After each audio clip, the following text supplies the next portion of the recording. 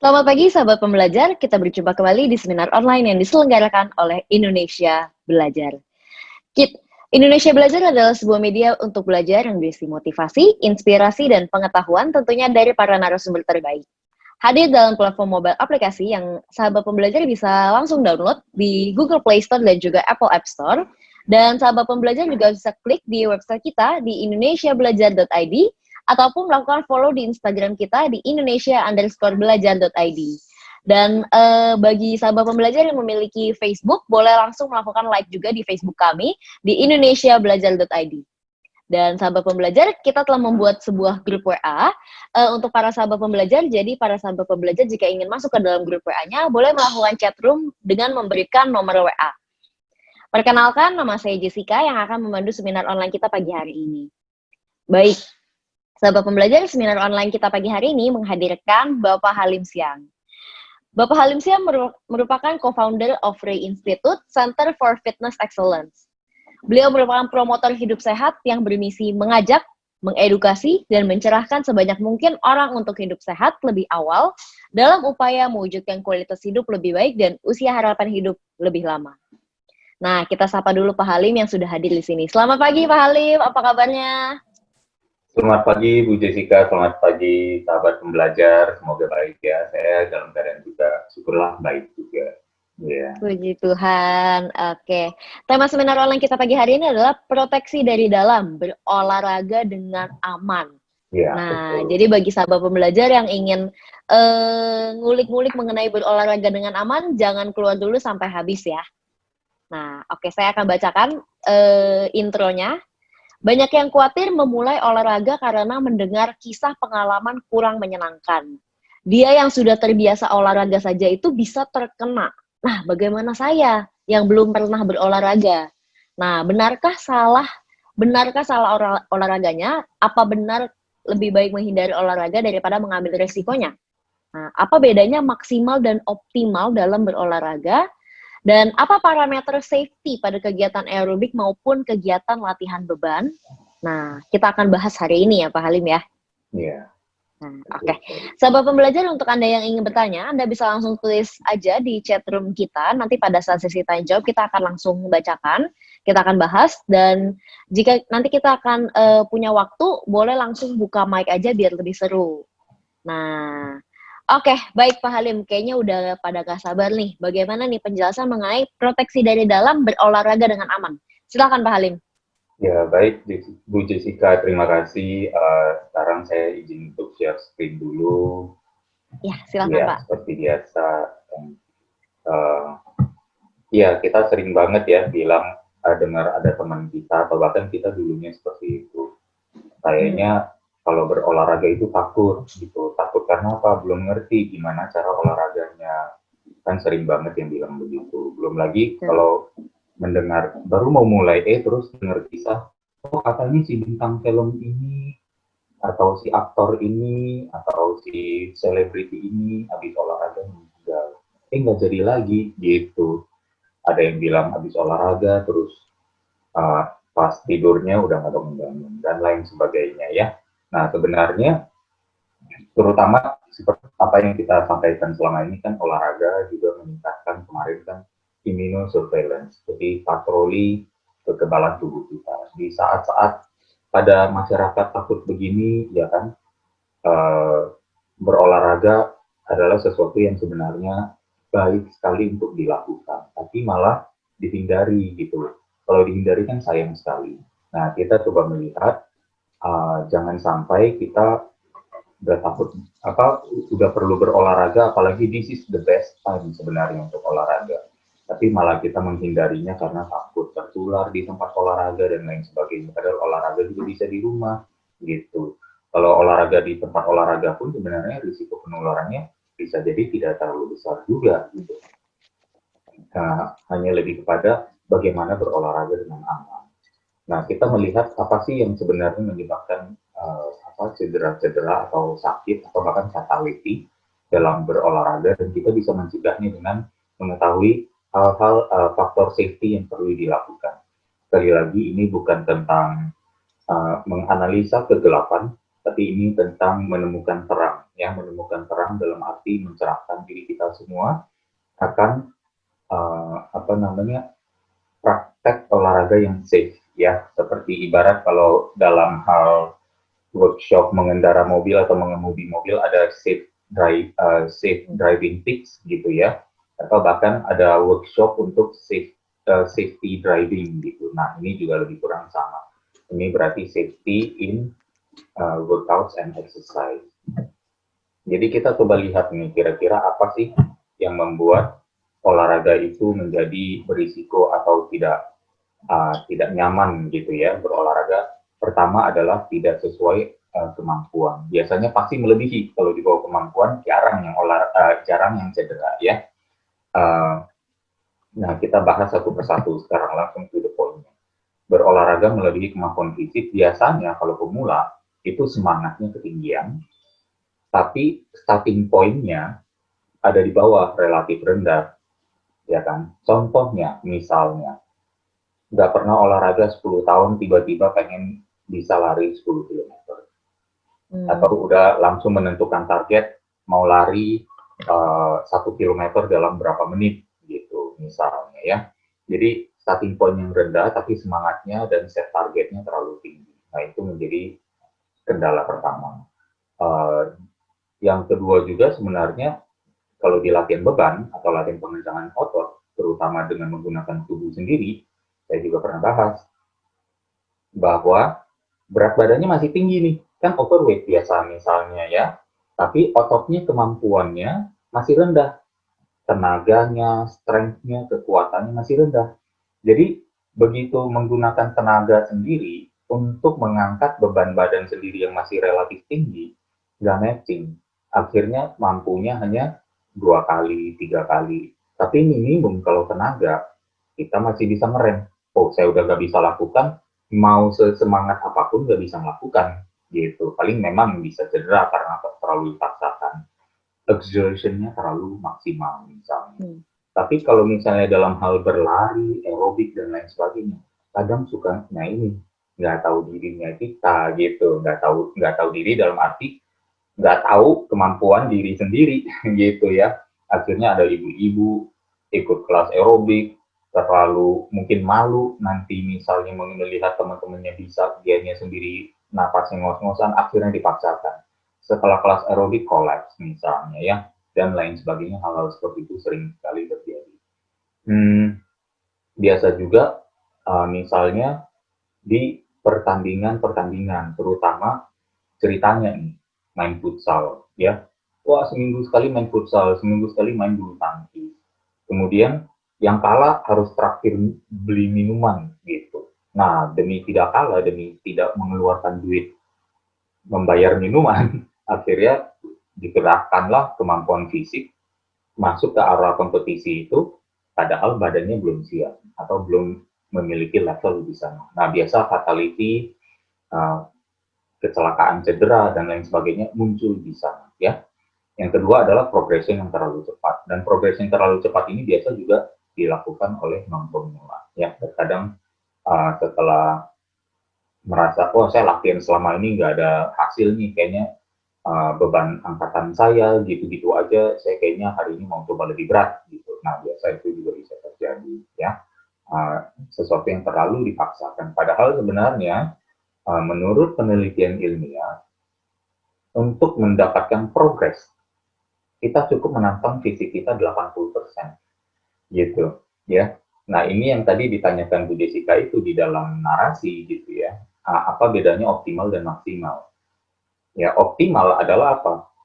Menantang diri kita cukup untuk menghasilkan progres, dan itu rata-rata masih di bawah kemampuan tubuh kita.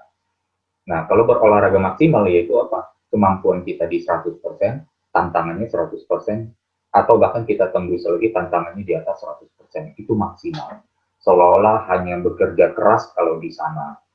Seolah-olah hanya puas kalau berolahraganya di level seperti itu. Dan itu adalah mungkin mindset yang keliru juga. Karena apa? Sekali lagi, 80% aja. Misalnya nih, kemampuan fisik di sini, 80% saja tantangan. Itu sudah cukup. Gitu ya. Jadi ini salah satu kenapa kasusnya banyak sekali, makanya saya menghabiskan lebih banyak waktu di bahkan step pertama ini. Terus kedua nih, sekarang berarti solusinya apa? Berorientasilah pada long term dan konsistensi.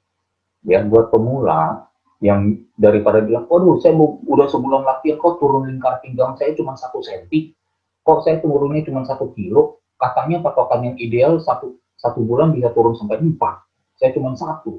Gimana ini apa segala macam? Nggak usah sampai begitu. Berorientasilah pada long term.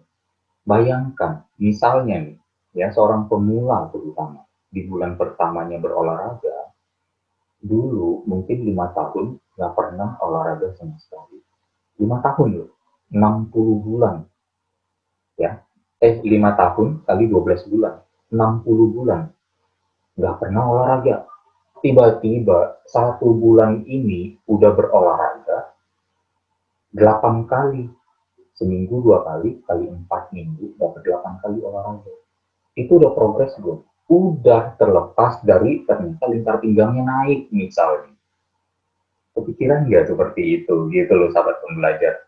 Jadi kita coba put things in perspective bahwa progres itu tidak harus melulu tentang hanya apa yang ada di lingkar badan, apa yang ada di timbangan. Tapi jumlah sesi olahraganya saja juga bagus. Gitu kan, tidak ada usaha seperti ini yang sia-sia. Pasti 8 sesi olahraga itu, di akhir 8, sesi ke-8 pun kita udah bisa bilang dengan positif bahwa saya setelah olahraga 8 kali pasti lebih sehat daripada 5 tahun nggak olahraga. Nah, gitu kan. Tapi memang penghitungan parameternya jangan dilihat dulu. Pokoknya lihat dari yang lapisan yang lebih atas dulu, yang lebih di permukaan ya. Terus yang kedua, nah fokusnya apalagi? Hormati keterbatasan tubuh yang ada. Misalnya apa? Sadari, terima, saya ini pemula, saya udah lama gak olahraga. Ilmu-ilmu saya yang dulu, saya dulu pernah olahraga, tapi saya udah lama enggak, ilmu saya yang dulu pakai, atau kemampuan saya dulu seperti apa, saya nggak bisa langsung balik. Saya mesti bertahap lagi. Jadi menghormati keterbatasan yang ada saat ini, terutama pada kemampuan fisik, tenaga, kekuatan, fleksibilitas, keseimbangan, kemampuan jantung, ya, kemampuan paru-paru, koordinasi, apalagi selama ini mungkin ditambah lagi dengan adanya cedera selama tidak berolahraga itu. Akhirnya keterbatasan gerak dan lain sebagainya itu harus kita handle dulu. Dalam arti bukan diobati, tapi lebih kepada mengakui aja levelnya sudah drop sedemikian banyak sehingga kita mulai di level apa. Jadi kadang waktu kita mulai semangatnya di mana, semangat boleh tinggi, tapi kita ingat bahwa kemampuannya tidak sesuai atau tidak setinggi semangat gitu. Dan yang ketiga adalah fokus pada kualitas bukan kuantitas ya. Kualitasnya misalnya saya berolahraga nggak capek, nggak apa-apa gitu. Nggak harus sampai capek, nggak harus sampai ngos-ngosan. Kemudian yang penting saya pikir kalau saya bisa berolahraga tanpa ada sakit di persendian, tanpa ada otot yang tertarik atau urat yang tertarik, itu udah bagus, kualitasnya udah bagus. Nah, kan bayangkan kalau kita begitu, sesi demi sesi, demi sesi, demi sesi, akhirnya kan progres pasti terjadi, kan gitu ya. Nah, kemudian juga sama dengan non pemula ya, dengarkan tubuh kita ya, karena kalau kita tidak mendengarkan tubuh kita, siapa lagi? Gitu. Karena tubuh kita constantly selalu memberikan sinyal, memberikan pesan, itu yang sebaiknya perlu didengar gitu. Terutama awal tahun ya, kalau nggak salah akhir tahun kemarin, ada seorang selebriti yang meninggal dan usianya masih muda, terus rajin olahraga, kenapa bisa? Ya kemarin ada pertanyaan mungkin seperti itu juga, bahkan di salah satu komen di Instagram ya. Tapi ternyata ya kembali lagi kita mesti sadar bahwa satu saya nggak bisa berkomen apa-apa di sana gitu. Tapi kemungkinannya saya kembali lagi saya ulang dulu, saya tidak bisa berkomen apa-apa di sana karena saya tidak mengenal almarhum ya. Mengenal aja enggak, apalagi tahu tentang pola hidupnya, saya nggak tahu sama sekali. Tapi dari cerita yang ada, sepertinya beliau ya mungkin agak ignore terhadap pesan yang disampaikan tubuhnya, merasa tubuhnya masih kuat, fine-fine saja, terus mungkin terlalu sedikit dipush gitu ya. Jadi saya juga punya teman seorang almarhum juga yang mungkin memiliki kasus yang sama ya. Beliau juga sudah mungkin meninggal beberapa tahun yang lalu. Saya selalu beringat dengan kasus seperti ini ya. Jadi bukan karena apa dia sudah pengalaman jadi dia pasti oke ya. Tapi ini kan jadi akhirnya ada peribahasa yang mengatakan sepandai-pandainya supaya melompat bisa jatuh juga ya. Bukan akhirnya jatuh tapi bisa jatuh. Nah, yang kedua, melebihi kemampuan itu apa kalau di aerobik? Nah, ini harusnya yang kita lihat. Ya, saya akan fokus langsung kepada solusinya, yaitu menggunakan heart rate monitor. Zaman sekarang, smartwatch yang bisa mengukur detak jantung, itu harganya sudah murah sekali. 100-200 ribu juga sudah bisa. Dulu, smartwatch seperti itu mahalnya minta ampun. Range yang termurah aja bisa 500, 600, 700 ribu. Ya, ini sekarang sudah banyak yang murah. Terlepas dari akurasi, cari smartwatch yang memiliki fitur kalau sudah ketemu di heart rate tertentu yang sudah ditentukan dia bunyi supaya menginformasikan kita kalau bunyi kita sebaiknya turunkan. Ya, nah itu fitur yang saya rasa paling penting yang perlu dimiliki. Kalau smartwatch nggak punya fitur itu, baiknya jangan dipilih dulu, gitu ya. Kecuali kita rajin untuk selalu melihat apa yang waktu kita lari atau waktu kita jogging atau waktu kita bermain futsal dan bulu tangkis. Untuk pemula, detak jantung per menitnya jangan melebihi 150 kurang umur. Misalnya nih, Bu Jessica mungkin umurnya 25 katakan. Ya, jadi 150 dikurang 25 jadi berapa? 125. Jadi Bu Jessica kalau berolahraga, detak jantungnya jangan melebihi itu. Gitu. Oh, oke. Ya, Siap-siap. jangan melebihi 125 detak atau denyut nadi per menit gitu ya. Panduan detak jantung di atas baiknya tidak melebihi 20 menit juga. Jangan kelamaan ya. Kembali lagi kita berprogres. Misalnya setelah sebulan larinya baru ditambah 5 menit, nggak apa-apa gitu. Progres meskipun pelan tetap progres. You don't seek perfection, you seek progress gitu ya. Jadi hindari juga kalau misalnya untuk pemula olahraga kompetisi. Mau main bulu tangkis boleh, tapi nggak usah main poin. Ya, tepuk-tepuk aja. Ya, tepuk-tepuk. Kemudian kalau nggak bisa dikejar, jangan dikejar. Kalau sudah mulai sedikit ngos-ngosan, atau bahkan sudah mulai test talk namanya, ya, talk test. Jadi mengetes berbicara. Kalau berbicara aja udah mulai susah nih, oke, saya stop dulu. Saya stop dulu, saya jalan dulu keliling lapangan untuk menurunkan detak jantung saya secara perlahan. Nah, itu yang perlu baiknya dilakukan. Kalau di treadmill, nah ini ada contohnya, ya gunakan sensor. Pegang terus sensornya supaya kelihatan detak jantungnya berapa. Ya, gitu. Apabila nggak punya, bisa mengecek di denyut nadi di pergelangan maupun di bawah rahang, ya, di atas leher. Jadi itu beberapa safety precautions untuk aerobik. Nah, ini saya ambil salah satu contoh. Nah, ini yang sering banget yang kita lihat nih di masyarakat. Katanya HIIT training paling bagus untuk menurunkan lemak. Jadi orang gemuk, orang langsing, orang yang biasa-biasa, yang pengalaman maupun tidak pengalaman, latihannya adalah HIIT. Enggak demikian. This is not one size fits all. Ya, untuk orang yang kadar lemaknya tinggi, ini HIIT bukan olahraga yang tepat. Belum. Nah, ini saya berikan satu pernyataan yang sangat keras di sini, ya, bahwa high intensity interval training, HIIT, belum menjadi jenis olahraga yang tepat untuk mereka yang kadar lemaknya masih tinggi ataupun untuk pemula. Kenapa? Ya karena faktor risikonya cukup tinggi. Dan yang kedua, bahkan kalau kita melihat statistik, yang expert pun banyak yang cedera. Yang sudah expert, yang sudah lean, yang badannya sudah ringan, dengan power, tenaga, daya tahan, endurance yang sudah lebih tinggi, melakukan aktivitas HIIT itu banyak yang cedera. Gitu. Jadi berhati-hati di sini, makanya saya berikan satu, bahkan tabel di sini saya dedikasikan satu slide khusus untuk ini.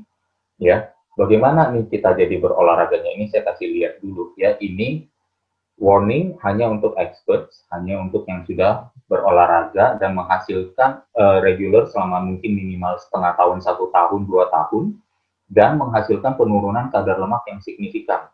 Itu baru boleh mencoba ke HIIT, High Intensity Interval Training. Nah, bayangkan coba ini. Ya, ini saya keluarkan semua. Garis hijau ini, teman-teman perhatikan, ya sahabat pembelajar, ini katakan warm up-nya. Kita minimum perlu 3 menitan, 4 menit untuk warm up, bahkan 5 menit.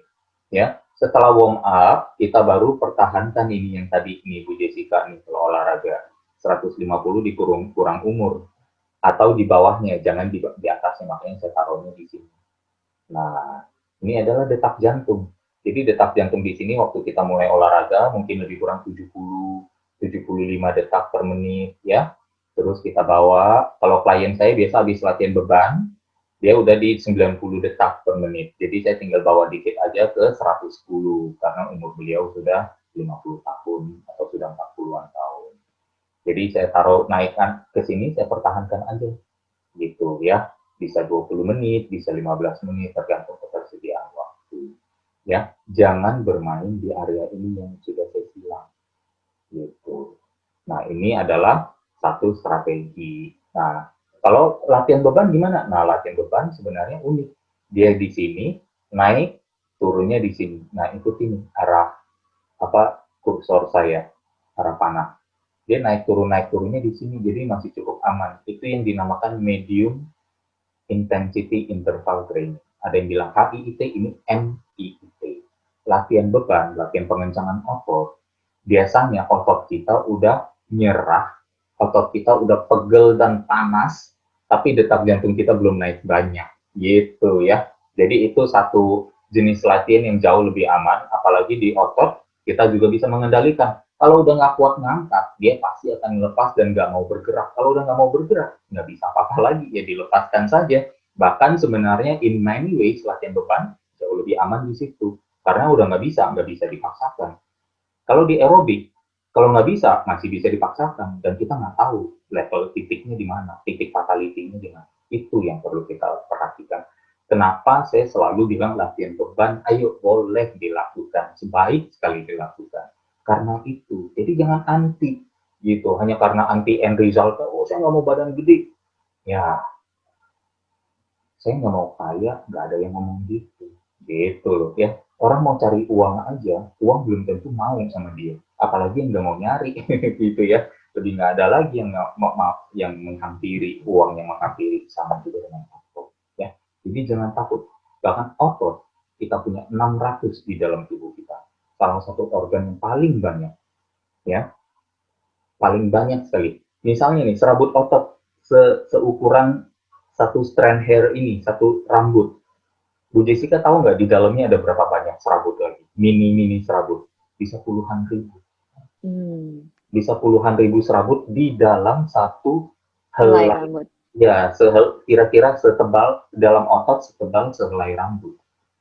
Bisa dibayangkan banyak sekali otot kita di dalam tubuh. Dan itu penting sekali, dia organ terbesar bahkan, kalau boleh dibilang. Ya katakan ada yang bilang organ terbesar kulit, gitu. Tapi yang organ di dalam yang terbesar adalah otot.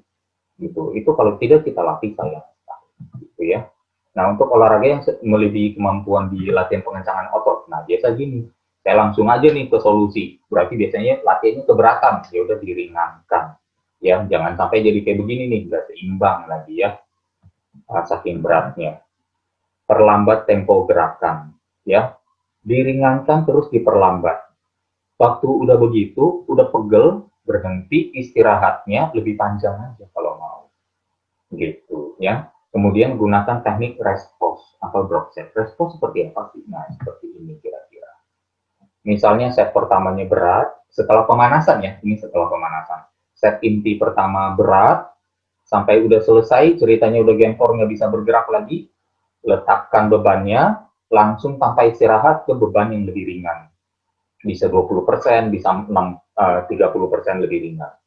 Setelah itu dijalankan terus sampai udah nggak bisa, mungkin 3-4 kali, diletakkan lagi bebannya, pindah lagi ke beban yang lebih kecil lagi, yang lebih ringan lagi, dan diulang lagi sampai selesai. Nah, itu yang namanya drop sets ya. Kalau respons bisa istirahat sedikit aja ya. Jadi maksudnya kalau respons istirahat 10 detik dengan beban yang sama lanjut.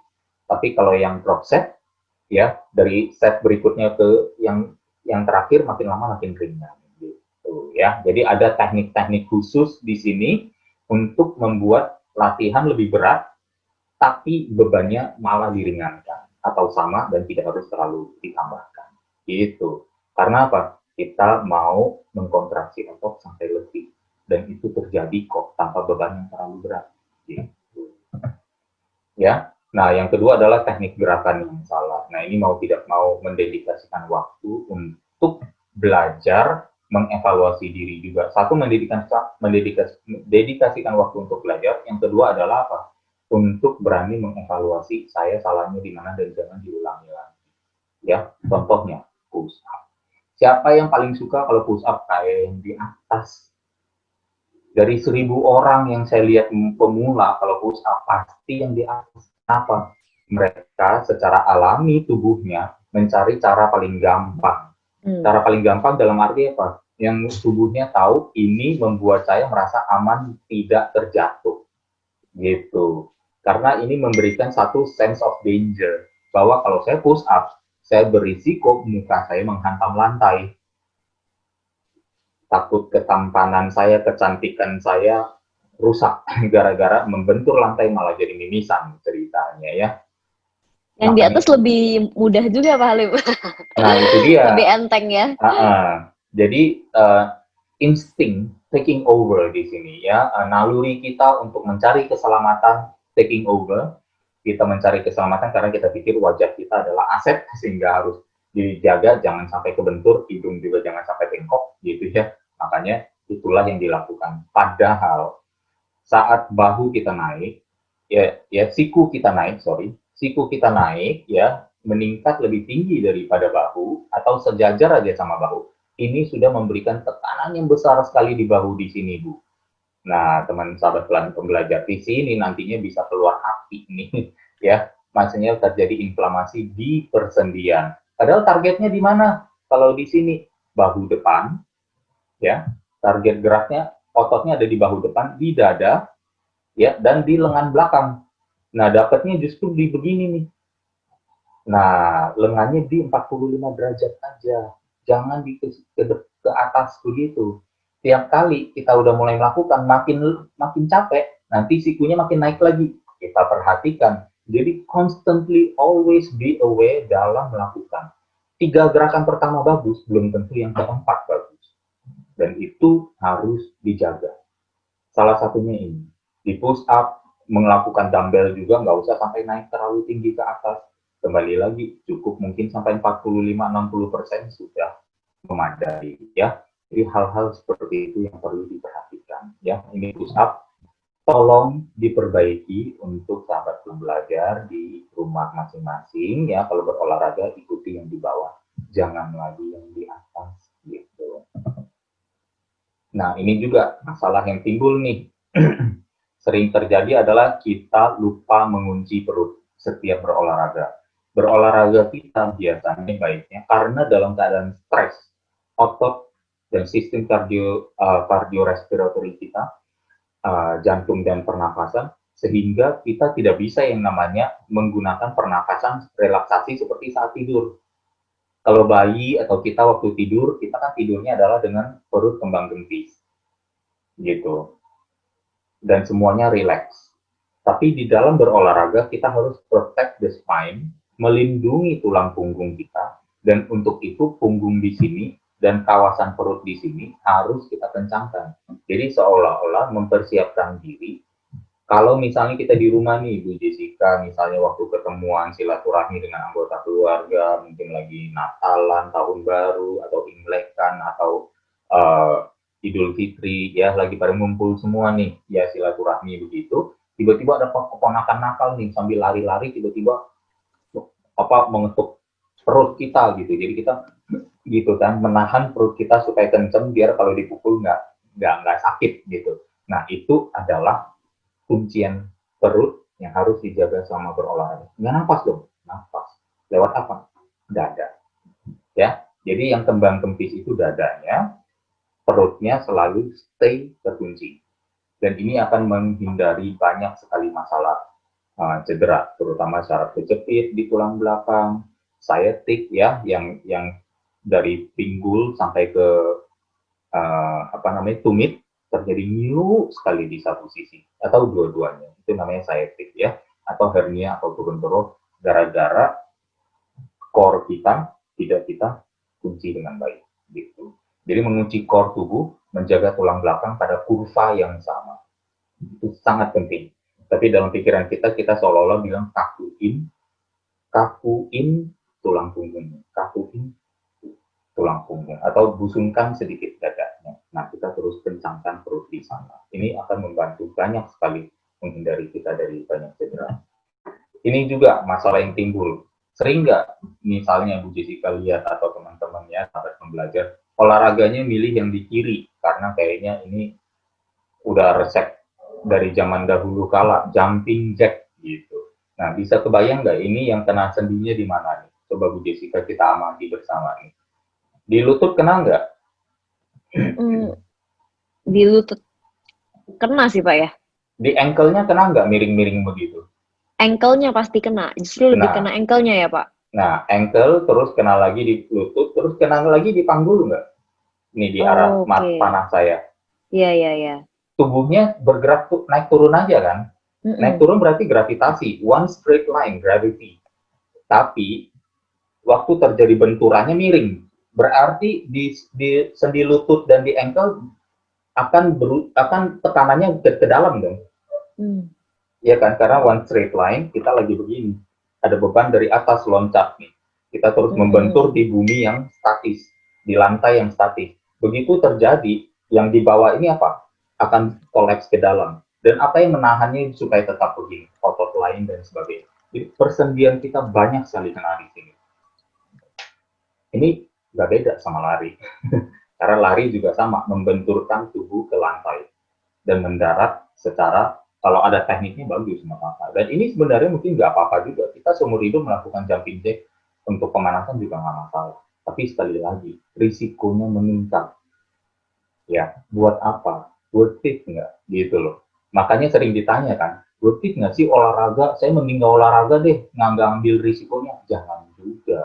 Itu kan hanya karena apa? Risiko yang ada kalau melakukan gerakan yang salah. Kita mendengar kisah berita orang-orang cedera saat olahraga, tapi itu kembali lagi kayak kemarin kita bahas tentang statistik kuman itu, yang meninggalnya 4%, yang sembuhnya 96%, pada mau lihat 4% itu. Mungkin dari 100% orang berolahraga, hanya 4% yang cedera, yang 96%-nya nggak cedera, tapi 96% kisah suksesnya, keberhasilan mereka, dan segala macam kita nggak pernah tahu.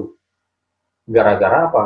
Kita terlalu fokus melihat di 4% cedera itu, jadi akhirnya apa? Memelihara ketakutan kita untuk menjadi pembenaran kita nggak mau olahraga. Itu juga akhirnya menjadi satu hal yang keliru, langkah yang salah. Kenapa? Karena manfaat olahraga terlalu banyak, terlalu nikmat, terlalu hebat untuk kita tidak melakukan. So, when you decide not to exercise, begitu kita memutuskan untuk tidak mau berolahraga untuk menghindari cedera atau menghindari kerugian, justru keputusan itulah yang paling merugikan. Gitu. Kesehatan adalah keuntungan terbesar. Kehilangan kesehatan adalah kerugian terbesar. Kurang pemanasan, sederhana, ya udah dicukupkan pemanasannya. Olahraga, kalau lari, ya mulai dengan jalan dulu. Mulai dengan jogging kecil, baru nanti berlari. Berlarinya juga dengan teknik mendarat yang tepat. Biasanya adalah dengan ujung kaki, bukan dengan tumit, tapi dengan jari-jari kaki. Ya. Nah, sekarang untuk latihan bebannya, latihan pengencangannya seperti apa? Misalnya untuk satu gerakan, satu bagian tubuh nih ceritanya, ini agak sedikit spesifik yang sebenarnya bahkan pengetahuan dasar para personal trainer. Misalnya kita melakukan 3 gerakan untuk otot yang sama. Ya, kita melakukan gerakan pertama dengan pemanasan dulu nih. Nah, ada pemanasan 2-3 set, baru kita ke set inti. Ya, kemudian ada pertanyaan, gerakan kedua kita perlu pemanasan lagi nggak? Kan tadi gerakan pertama udah di set inti yang lebih berat. ya udah kita satu set aja boleh, yang lebih ringan. Tujuannya apa? Tujuannya untuk memberitahu tubuh bahwa posisi kita sudah berubah. Entah itu sudut, entah itu jenis gerakannya, dan lain sebagainya. Ya, jadi demikian juga dengan gerakan ketiga. Cukup satu set aja, udah gitu kita bisa skip pemanasan yang terlalu banyak, yang menguras tenaga, sehingga nanti takutnya set inti kita jadi kurang efektif. Ya, jadi set inti tetap perlu dioptimalkan, tapi pemanasan ini juga udah cukup banyak. Ini 3 set di gerakan pertama, ya masing-masing satu set. Di gerakan 2 dan 3 totalnya pemanasan juga sudah 5 set. Jadi sudah sangat mencukupi. Jadi kalau dalam berolahraga beban, misalnya kalau kebetulan udah nanti gym dibuka, ya fitness center, terus mau berlatih dengan berbagai multiple alat, demikian ini salah satu pendekatan yang cukup baik. Dan yang terakhir, konsentrasi dan energi yang turun. Perhatikan di sini, sahabat pembelajar, ya Bu Jessica juga, saat berolahraga kita mesti sadar 100% kita, makin lama kita berolahraganya, makin mendekati akhir, biasa konsentrasi dan tenaga kita turun. Lajunya adalah seperti di garis hitam ini. Ini katakan untuk pemanasan, ya, ikuti arah panas saya di pemanasan di sini. Kemudian setelah itu kita di set inti atau di olahraga inti yang paling maksimal. Kita hanya bisa mempertahankan sekian lama, pasti tidak lama kemudian kita kondisinya pasti turun. Sorry, saya hilang lagi kursornya tadi sebentar. Oke, kita udah pasti tenaga dan konsentrasi kita pasti turun. Nah, real time kapasitas kita ada di garis hitam ini, baik energi, tenaga, dan fokus. Jadi inilah optimum zone. Jadi kalau misalnya Ibu Jessica lagi latihan pengencangan, push up misalnya, ya, biasanya, wah, waktu di latihan inti saya bisa 10 kali, tapi lama-lama kok jadi 8 kali, kok jadi 5 kali, kok jadi 3 kali, nggak apa-apa, ya, karena itulah kemampuan tubuh kita 100%-nya memang sudah declining, karena tenaganya sudah terkuras, gitu ya. Jadi ibaratnya tabungan kita, kalau sudah sisa uang sedikit, nggak bisa belanja lagi. Kalau sisa tenaga sedikit, tidak bisa berolahraga lagi. Ya sudah, berhenti dan istirahat. Tapi kadang banyak yang memaksakan di sini. Bahkan saya harus akui, banyak personal trainer yang push kliennya seperti ini, ya, yang bahkan justru tantangannya masih dipertahankan. Bahkan garis merahnya jangan-jangan, ini kursor saya malah dinaikin lagi di sini. Ah, cemen kamu. Harusnya kamu masih bisa naik gitu. Dan itu sebenarnya, bayangkan, inilah overtraining dan injury risk, ya, risiko cedera justru ada di sana, ya. Jadi kalau kita bicara overtraining, bukan kebanyakan olahraga terlalu banyak sesi, tapi overtraining biasanya adalah dalam satu sesi tersebut, di saat tenaga sudah turun, kita masih paksakan untuk meningkat, ya. Mungkin di sana yang harus menjadi perhatian. Jadi beberapa hal di sini pengetahuan teman-teman, ya, untuk bisa kita be aware solusinya apa, pendekatan olahraganya seperti apa. Nanti PDF dari presentasi ini akan teman-teman dapatkan di grup, ya. Jadi kalau misalnya mau mendapatkan, bagi sahabat pembelajar yang belum jadi anggota grup WhatsApp, nah sebaiknya mendaftarkan dulu. Nanti 1 jam kemudian selesai acara seminar pagi ini, 1 jam kemudian, lebih kurang jam 12, saya akan coba kirimkan slide-nya, ya. Jadi berolahraga apapun pasti ada risikonya. Tapi apakah kalau ada risiko berarti kita perlu menghindari atau tidak melakukan? Tentu tidak demikian. Berkendaraan, bersepeda, ke kamar mandi, cuci piring, menyeberang jalan, berinvestasi dalam berbagai instrumen keuangan, semuanya pasti ada risiko. Tapi kita jalankan juga kan? Mengapa? Karena pertama, manfaatnya terlalu besar untuk tidak dilakukan. Bahkan tidak melakukannya justru adalah risiko terbesar. Kedua, kuncinya ada di manajemen risiko. Mengecilkan risiko, menjadikan aktivitas tersebut lebih aman, tapi meningkatkan efektivitasnya. Agar olahraga yang menjadi kebutuhan hidup ini bisa kita nikmati manfaatnya secara berkesinambungan. Itulah sebabnya kita perlu selalu, satu, mengetahui kemampuan tubuh kita dan mengaplikasikan tantangan olahraga yang sesuai dengan kemampuan tubuh itu. Dua, mempelajari teknik gerak yang aman dan efektif. Tiga, mendengar dan menghormati kondisi tubuh kita. Dan yang keempat, memberikan tubuh nutrisi dan istirahat yang diperlukan untuk pulih dan menjadi lebih kuat agar tantangannya bisa meningkat. More is not always better, but better is better. Demikian dari saya, semoga bermanfaat adanya. Mohon maaf apabila ada yang kurang berkenan. Saya kembalikan lagi kepada Bu Jessica, mungkin untuk sesi tanya jawab yang selanjutnya. Terima kasih. Oke, siap. Terima kasih Pak Halim, luar biasa sekali hari ini kita bahasnya ya. Mungkin ini udah ada beberapa yang chat di grup. Saya akan bacakan dari Pak Oto ya. Ibu Oto, sorry. Pagi Ko Master Halim. Selamat pagi juga Ibu Oto. Ini juga malah ada Pak Oto, iya. Oh, ini malah Pak Oto. Iya, Pak Oto. Ada lagi Bu Oti. Ya, iya, Bu Oti. Iya.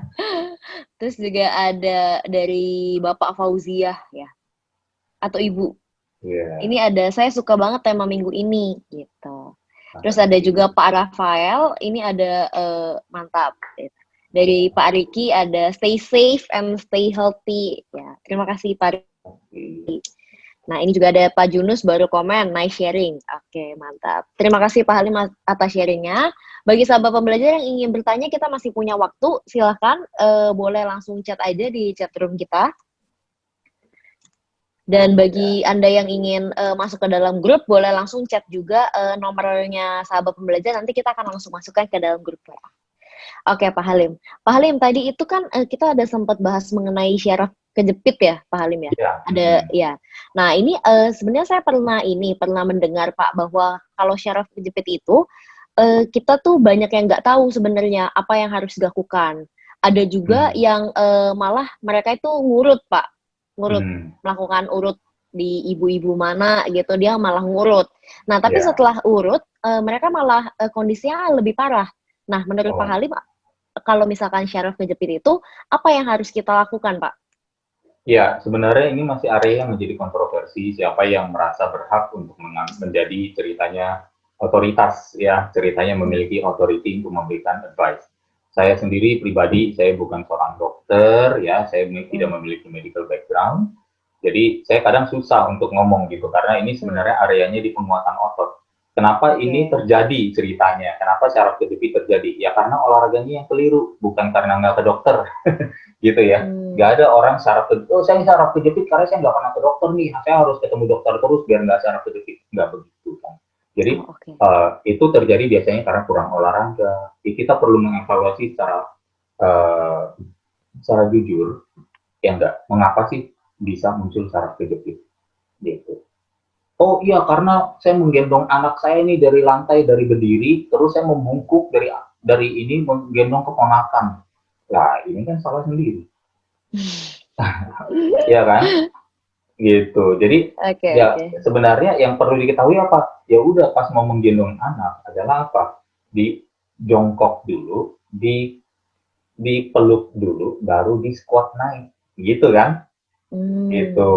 Atau anaknya kita duduk dulu, kita naikkan dulu ke sofa, kita baru gendong. Dari sofanya kita duduk, kita gendong dulu, baru kita naikkan. Gitu. Jadi, mengerti tahapan safety itu, kita belajar dari mana? Ke dokter. Dokter nggak pernah kasih tahu juga barang begituan. Gitu. Ke trainer juga kadang suka nggak tahu, kemana dong? Gitu kan. Bahkan menurut dunia akademi, itu adalah pakarnya dokter atau misalnya yang spesialis di mana occupational health and safety gitu, OHS. Jadi apa harus kita nyari informasi yang kayak gitu? Mungkin, tapi minimum kita mesti tahu gimana caranya kita biar nggak cedera gitu loh. Jadi ini semuanya balik lagi ke tanggung jawab kita, karena badan-badan kita harus ada a certain degree of knowledge that we have to have, yang kita harus punya, yang kita harus miliki. Nih, seperti itu. Dan yang kedua juga, otot-otot kita. Kenapa bisa terjadi syaraf kejepit? Nah, saya kalau misalnya mesti nyari dulu nih gambarnya ya. Sebentar saya stop share dulu, kemudian saya share lagi. Oh, sudah stop share ya saya ya? Iya, sudah. Paling. Otot kita sebenarnya melemah, sehingga terjadi otot yang menopang pada otot yang menopang pada tulang belakang, Tulang. iya itu sebenarnya sudah makin melemah dan tidak kuat gitu. Jadi akhirnya terjadilah yang namanya saraf kejepit itu gitu. Kalau kita lihat perhatikan sebenarnya ada sebentar saya sedang mencari HMP-nya.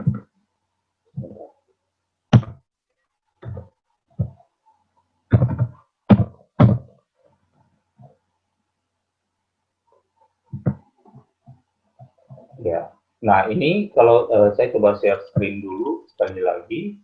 Ya, silakan Pak. Ya. Nah, sudah terlihat. Nah, HMP ini terjadi karena ini saraf kejepit ya di saat bantalan sendi di antara ruas tulang belakang, akhirnya menggelembung keluar dan menjepit saraf yang ada di sekitarnya. Gitu. Kenapa ini bisa terjadi? Ternyata mengapa ini bisa sampai menggelembung keluar? Karena adanya tekanan dari atas berdasarkan mungkin berat badan dan dari bawahnya kebanyakan duduk. Dari bawahnya duduk terus, dari atas body weight keep pressing down. Gitu. Dan bahkan mungkin waktu ceritanya kalau berdiri, kita waktu berdiri, ya, ini kita melihatnya dari samping ini, makanya saya menggambarkan seperti ini. Kita berdiri, lalu membungkuk untuk menggendong anak kita, keponakan kita. Nah, terjadi pembungkukan over arch di sini. Akhirnya daerah sini akhirnya melengkung ke sini. Lihat ikuti arah kursor saya.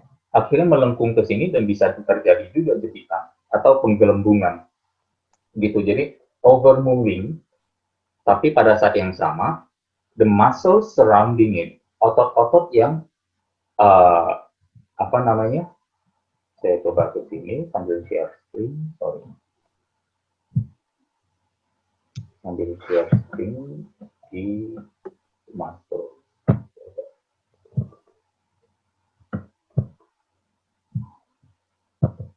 Di skeletal muscles.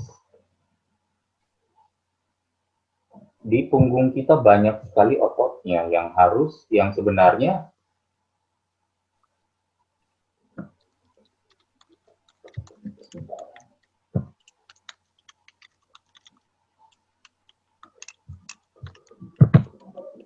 Nah, banyak sekali otot-otot ini yang menopang tulang belakang kita. Nah, ini tulang belakang tadi yang kita zoom. Dan di tengah-tengahnya ini ada ruas-ruas sendinya. Dan ruas-ruas sendi ini semuanya akhirnya jadi apa? Kejepit gitu, ya. Kejepit karena otot-otot di sini melemah, berat badannya menekan turun.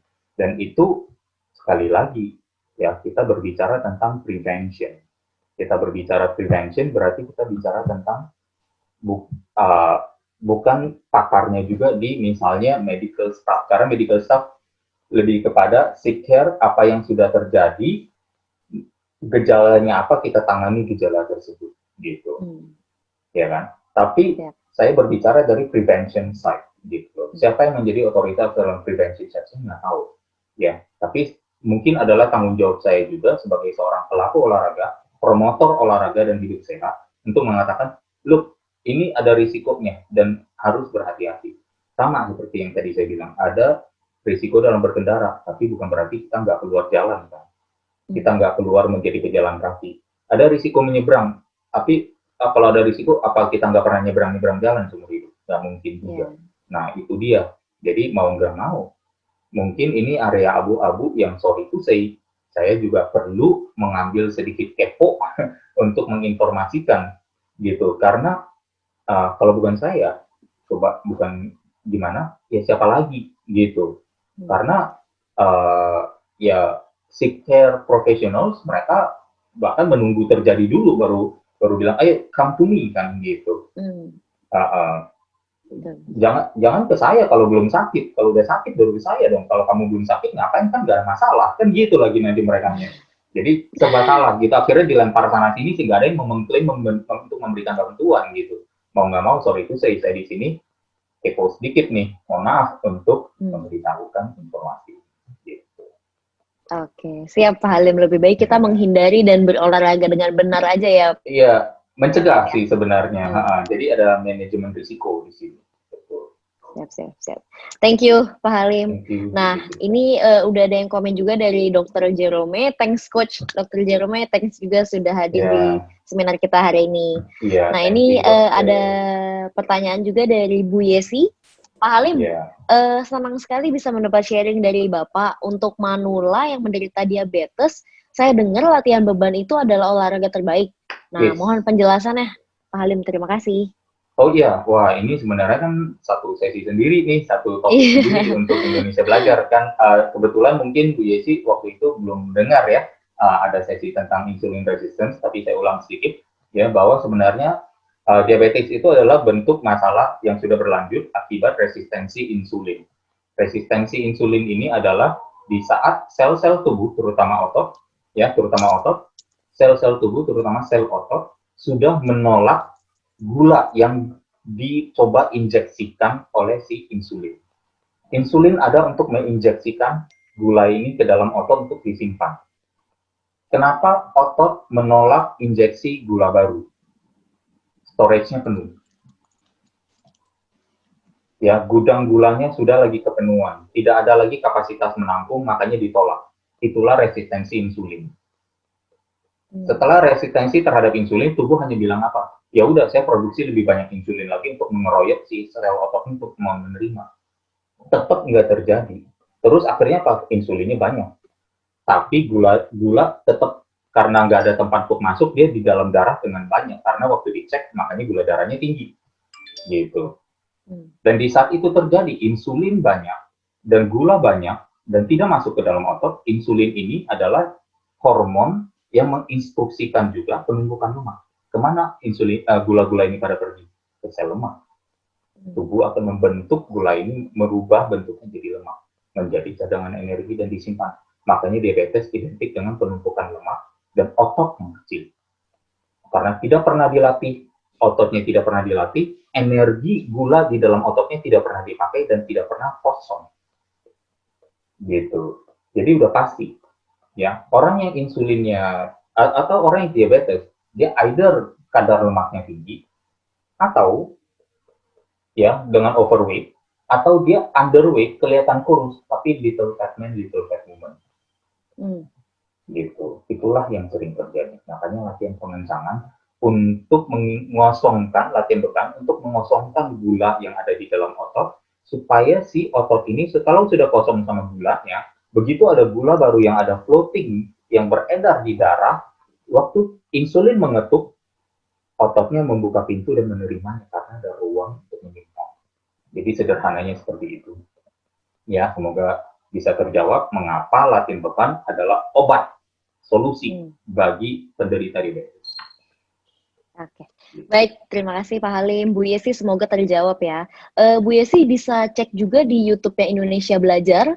Kita udah masukin waktu pas sesinya Pak Halim waktu itu, bisa langsung cek aja langsung di YouTube Indonesia episode lama ya. Episode lama. Di aplikasinya juga bisa atau gimana, Bu? Di YouTube. Nanti mungkin mungkin Bu Yesi boleh dimasukin ke WA group, kita akan share link YouTube-nya kali ya. Yes. Yep. Thank you Bu Yesi. Nah, ini udah ada pertanyaan lagi dari Bu Yeni. Pak Halim, kalau melakukan squat kenapa lutut sakit ya? Kira-kira apa yang salah? Ya, lututnya terlalu maju atau gerakan squatnya terlalu cepat. Ya, jadi seimbangkan antara majunya lutut dengan turunnya pinggul. Gitu. Jadi turunnya pinggul ke belakang juga perlu ada penyeimbang untuk supaya lututnya nggak terlalu maju. Kalau lutut maju berarti pinggulnya kurang ke belakang, kurang ditarik. Kalau pinggulnya kita tarik ke belakang, akhirnya lututnya harus agak mundur kan. Gitu. Jadi waktu melakukan squat itu sendiri jangan terlalu turun. Jangan terlalu cepat, justru waktu turunnya diperlambat. Ini ceritanya lutut nih, ya, bokong nih di sini ya, pinggul ya. Nah, jadi misalnya kita lagi begini, ya kan, kalau lagi berdiri kan begini, misalnya, terus waktu kita turun kan begini.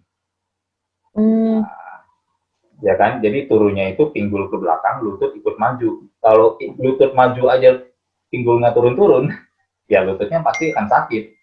Nah, tapi kalau kita agak majunya cuma sedikit, dibatasi, tapi ada turunan timbul, jadi akhirnya sesuatu yang nyaman, gitu Hmm, ya.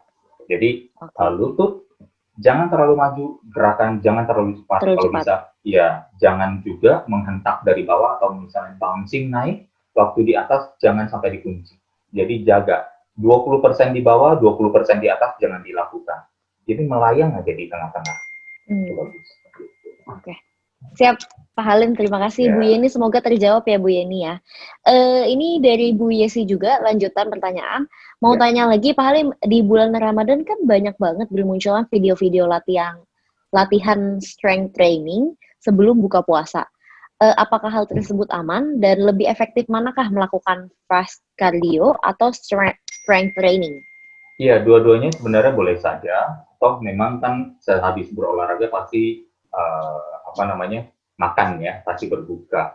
Jadi tidak Hmm. masalah ya. Saya juga mencoba menerapkan puasa, tapi puasanya waktunya berbeda dengan puasa Ramadan ya. Kalau saya biasa puasanya itu selesai makan jam 7.30, jam 8 malam. Kemudian saya makan pertamanya lagi itu jam 12.30.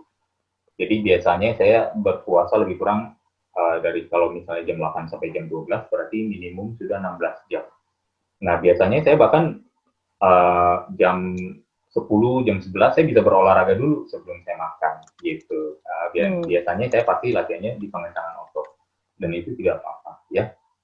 Jadi Oke. dua-duanya boleh, yang penting mungkin dilakukan tidak terlalu lama. Again, listen to the body. Kalau memang tidak mampu, karena dirasa, waduh saya udah puasa seharian, apalagi puasa Ramadan itu lebih lebih sulit lagi meskipun hanya 12-13 jam, tapi kan tidak minum, gitu ya. Jadi ada risiko dehidrasi, saat dehidrasi fokus tidak juga tidak bisa terlalu lama, dan itu mengindikasikan kita waktu olahraganya jangan kelamaan. 10-15 menit sebelum berbuka, itu ya, semoga terjawab. Siap. Terima kasih Pak Halim, Bu Yesi semoga terjawab ya Bu Yesi ya.